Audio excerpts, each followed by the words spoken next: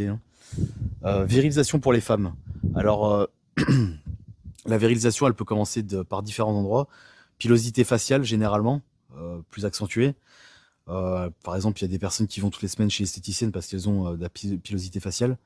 Élargissement, voix qui commence à être plus grave, mâchoire plus carrée.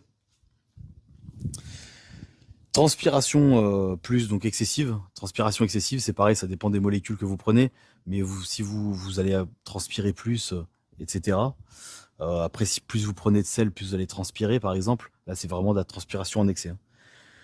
Cholestérol, vous avez une variation du cholestérol, généralement c'est plus les oraux qui font ça. Votre cholestérol mauvais en fait va grimper en flèche et le bon va descendre forcément. Variation hormonale, bah là c'est pareil en fait, c'est comme je vous disais, suivant la fréquence d'injection.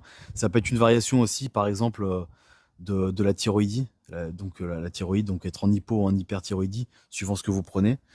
Et enfin, les dommages hépatiques et rénaux. Donc, suivant ce que vous prenez, votre foie peut être impacté ou des dommages au niveau des reins. C'est plus long à se faire généralement sur les reins, mais une fois que c'est mis en place, c'est très compliqué parce que c'est vraiment des dommages. Les derniers, je vais pas dire c'est les pires, mais c'est ceux qui peuvent altérer à vie en fait. Bon après, si vous êtes chauve, ça va vous altérer aussi à vie. Mais bon, dans l'esprit, ça peut vous impacter. Voilà, vous pouvez finir en fauteuil roulant, vous pouvez passer des mois dans un hôpital, faire des dialyses, etc., etc., etc. Allez, n'hésitez pas à vous abonner pour la suite.